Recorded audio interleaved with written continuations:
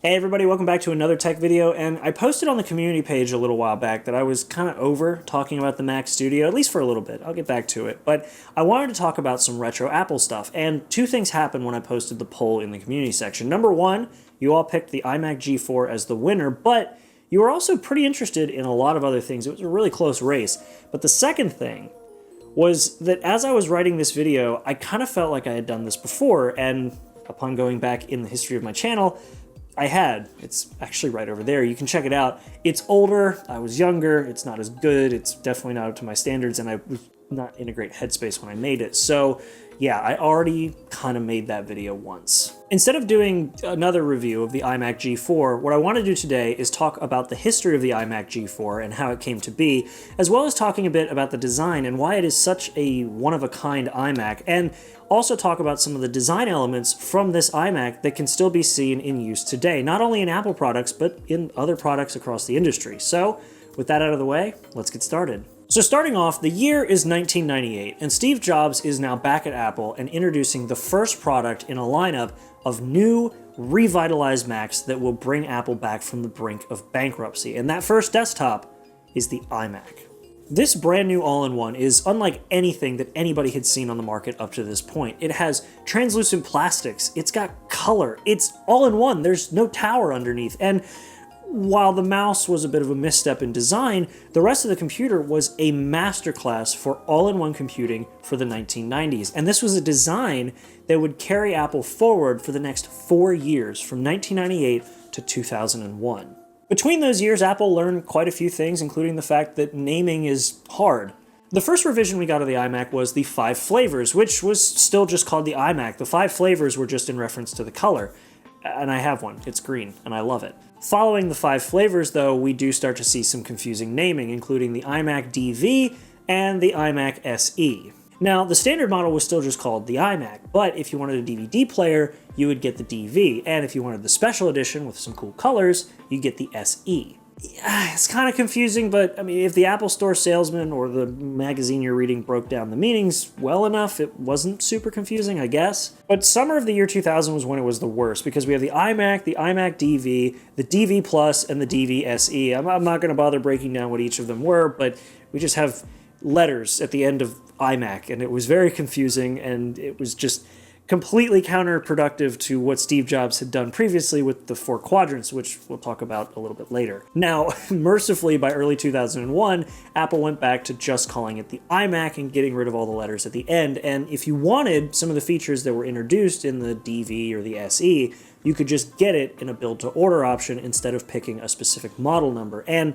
this continued into summer of 2001 when they finally did the last iteration of the iMac G3, bumping the processor up to 700 megahertz and giving you a larger hard drive option. But it was definitely not my favorite revision because they only gave you white, blue, and graphite, and they got rid of flower power. That was the coolest design. Why would you get rid of that? That and Dalmatian, that was another really cool one. Yeah, anywho, that was the final iteration of the iMac G3 because by late 2001, this iMac was getting pretty long in the tooth, and even with all of the internal improvements, which there were many, it was starting to show its age. Granted, you were able to put Wi-Fi in it, and it could handle up to 1 gigabyte of RAM, but even running the PowerPC G3 at 700 megahertz, something like Apple's new PowerPC G4 was still significantly faster at the same clock speed, and Apple had seen huge success introducing this back in 1999 with their PowerMac G4 lineup. Now, the PowerPC G4 was introduced in Apple's professional desktop lineup because one of the things that Steve Jobs famously did when he came back to Apple was cut the product line down into 4 quadrants. You had the Pro side, and you had the consumer side, and within each of those sides, you had a desktop and a laptop. And generally, the higher performance components and the things that were more focused towards raw power for professionals went, naturally, into the professional side. And when you wanted something that was more affordable, you would put it into the consumer side and make it a little more friendly looking. So Apple probably thought, hey, the PowerPC G4 has been around since 1999. It's cheap now because it's 2001. Let's take it and move it into the consumer-grade desktop because it's cheap enough now that we can bring that kind of power to the consumer instead of leaving it all to the pro. But even with that, I can imagine that Johnny Ive was just chomping at the bit to design something new and potentially introduce a whole new design language. And that kind of makes sense, especially considering that one specifically large part of the iMac G3 was something that Apple just wanted to get rid of, and that was the CRT screen. As far as the consumer grade was concerned, the iMac G3 was the last CRT computer to come out of Apple. Following that was the introduction of an LCD display. Now, this was a huge step for Apple, and kind of a huge step for the industry, because it showed that a consumer-grade computer could have a flat panel monitor and not cost an exorbitant amount of money. Not only that, it showed that an LCD monitor could be had with a computer attached for not an exorbitant amount of money. But this came with a few challenges. Mainly, how do you take a computer that was designed to lay underneath of a massive CRT and put it in something that's going to be significantly thinner? Well, Steve Jobs kind of joked at an idea that ended up becoming what actually happened later on with Apple's iMac lineup, which was just to hack the back off the iMac, turn everything sideways, and pack it in behind the LCD display. Who needs the back? There it is. The new iMac, ladies and gentlemen. Which they do currently, but they really couldn't back then for a lot of reasons. Chief among which was the fact that you couldn't run spinning media as quickly upright, specifically the disk drive, which was a big deal back then. So the solution was to separate them. And to separate them, Apple had to make sure that the display was just as integral of a part as it has always been, but make sure that the computer can still have all of its components somewhere that gets good cooling and can make sure everything runs at its optimal and fastest speeds. And that is where this extremely iconic design came from, because they packed the entire computer in a dome at the bottom of the entire system, gave the computer a variable adjustment chrome neck, and attached the display at the top. This meant that the components that would normally have to spin slower when they were put upright could run at full speed, namely the disk drive, which has the coolest opening mechanism of any of Apple's computers. I will fight you in the comments if you disagree. And no, the Power Mac G4/Mac Pro design is not cooler. I don't care if it flops out of the way. This has a tongue. It's awesome. Also, you didn't lose any of the upgradability that you had on the previous iMac. You could still access the RAM and the Wi-Fi card, albeit you had to be a little more careful because you could lay the iMac down and remove the bottom. And for those more adventurous, you could take the entire bottom off and gain access to all the other internal components. Something worth noting, though, is that if you do that, you have to reapply thermal paste to 2 of the screw points, because Apple's cooling layout for this machine was honestly genius. The entire dome of this computer is just a solid chunk of metal with a frosted plastic piece that goes over the whole thing. So Apple decided to use that massive piece of metal as a cooling surface. So the PowerPC G4 chip just has heat pipes running off to 2 contact points where the screws go. Putting thermal paste on there makes the contact to the rest of the shell, allowing the entire computer to run ice cold, because I don't even think that the fastest G4 they put in this thing could saturate the entire metal dome if it wanted to.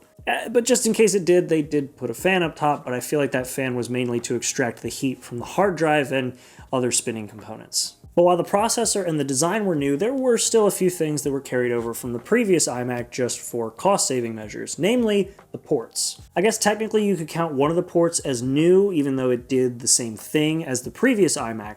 On the previous iMac, there was a VGA port, so that you could hook it up to a projector in a classroom and mirror your display.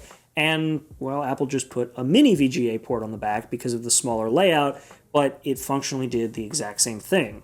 Alongside that, we had 3 USB ports, so you did get an extra USB port, but they were running at USB 1.1 speeds, so 12 megabits per second, that was it. For the faster connection, you did still get to keep your 2 FireWire 400 ports, as well as your base T100 Ethernet connection. Alongside that, you had a built-in microphone, as well as a specific jack for Apple's new Pro speakers, and you had a headphone jack for, well, any other audio source you wanted to run out from this. However, even with the ports around back feeling pretty familiar for anybody coming from an iMac G3, the G4 processor inside was what really made it feel like a completely new computer, because even though this chip ran at the same 700 MHz as the previously used 700 MHz PowerPC G3, it was a world of difference. Now, of course, this was already known by the professionals who had been using the Power Mac G4 for a few years now, but for the consumer grade, there was nothing on the market like it. And with the starting price of $1,300 for a PowerPC G4 at 700 megahertz with a CD-ROM drive, just the computer alone at that price felt like a pretty good steal. And if you wanted to spend $200 more, you could get the combo drive. Or if you wanted to spend $1,800, you could get an 800 megahertz PowerPC G4, which was blazing for the time. You gotta keep in mind, back in the day, a 100 megahertz bump was massive. That was like somebody going from 3 gigahertz to 4 gigahertz today. So keep that in mind. But as I said earlier, those prices for the computer felt like a steal. But you have to also keep in mind that attached to this was an entire display. That had always been the selling point for the iMac, was coming with a display. And while the CRT display was great for its day, people were looking for something new and better. And what better than a 15-inch full LCD display? This thing for its time was like witchcraft because it was literally powered off of the computer. There were no extra cords to run it. There was nothing dangling off of it. It was just a screen on a chrome neck running to the base, and you run a single power cord into the wall and you plug your peripherals in. That was it. That was mind-blowing because LCDs back in the day were expensive, they were huge, and while the technology had been maturing over the years, it still wasn't commonplace. I mean, hell, this is what I was using back in 2002.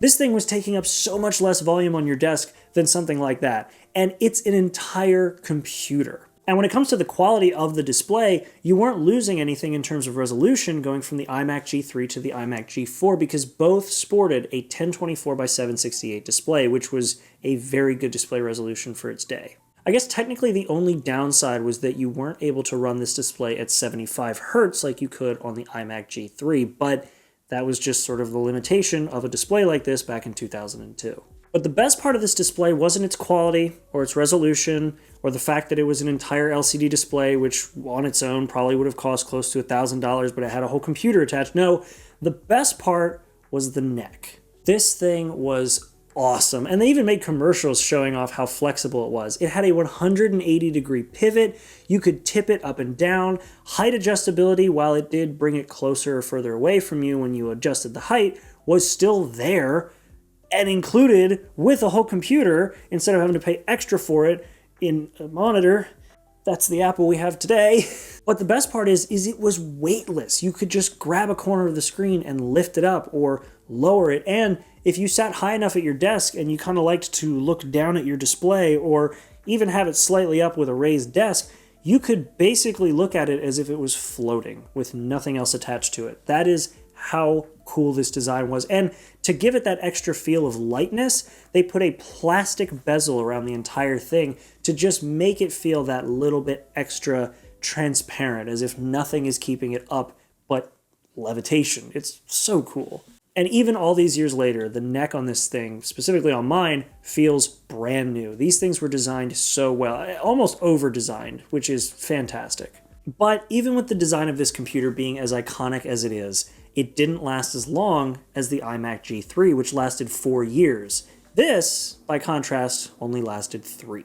Because technology is kind of like time. It is constantly marching forward. And by 2003, a lot of the issues that existed that made this design necessary were no longer a problem. Specifically things like turning computers upright and still having components run at full speed. Because of this, Apple could finally do what Steve Jobs had joked about all the way back in 2002, which was pack an entire computer in behind the LCD screen. And so in 2004, Apple discontinued this iconic design and introduced the iMac G5. But that is a computer for another video. The iMac G4, from a technology perspective, doesn't really have a big legacy because it was really just catching up to what the PowerPC G4 had been doing internally for a few years and just attaching a display to the top and packing that better technology into the dome at the bottom. And also giving you a bigger screen here and there, the biggest being 20 inches. Good God. On that kind of stand, I couldn't imagine that, but I want one so bad. They are so cool. And they had USB 2, which took a long time to get to this machine for some reason. But while the technology inside the machine doesn't have much of a legacy, the design does. This iMac is regarded by many people, especially collectors like myself, as one of Apple's coolest and most beautiful designed computers to have ever come to market. It's right up there with something like the Power Mac G4 Cube, and ushered in an entirely new design language for Apple, mainly focusing on simplistic industrial design and plastics and metals more so than just translucent plastics with colors. And considering that this was around the same time that the iPod began to really kick up in popularity, it was very common, at least in my case, to see somebody with a white iPod Nano plugged into their white iMac via FireWire 400.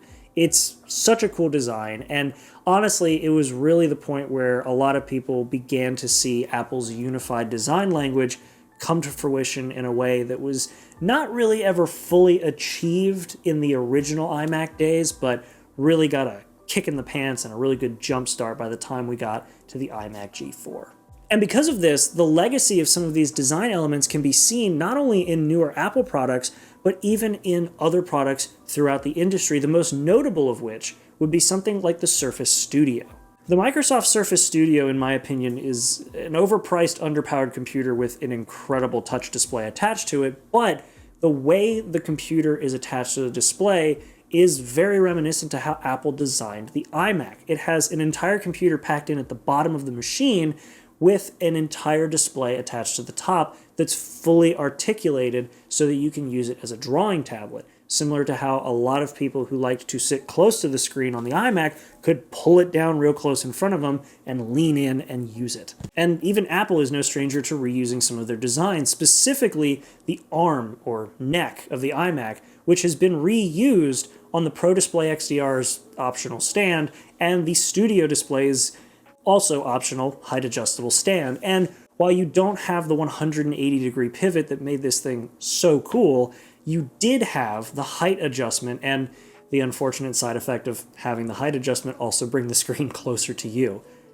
Some things never change, but hey, the lightweight adjustment is just something that you can't put a price tag on, but I like to call it priceless. At the end of the day, the iMac G4 is an extremely important piece of Apple's history. It really showed that, especially back then, they weren't afraid to throw out radical designs that not only stood out from the crowd, but also made sure that the computer was giving the consumer the best possible performance out of their parts, and in this case, giving them one of the best possible options for displays, all packed into one machine that was elegant on the desk, took up not a lot of space, and for a lot of collectors as well, this is usually one of the first computers that a lot of Apple collectors get in their collection. I know it was mine, and my original one actually got shorted out and died, but I got another one later.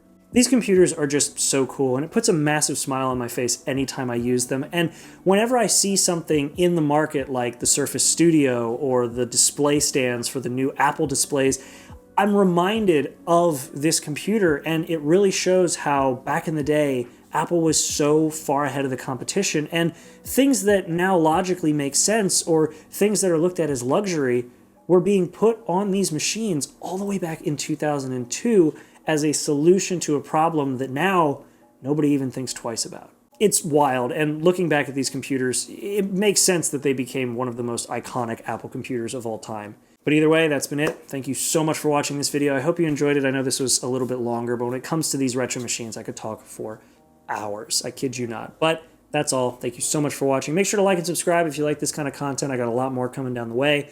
And I might actually just start working my way down the poll. Let me know in the comments if you'd be into that. Again, a subscription would be helpful. A like is always appreciated. A dislike I'm not going to see, but hey, is what it is. Aside from that, I will see you all in the next video. Make sure to be there and have a good one.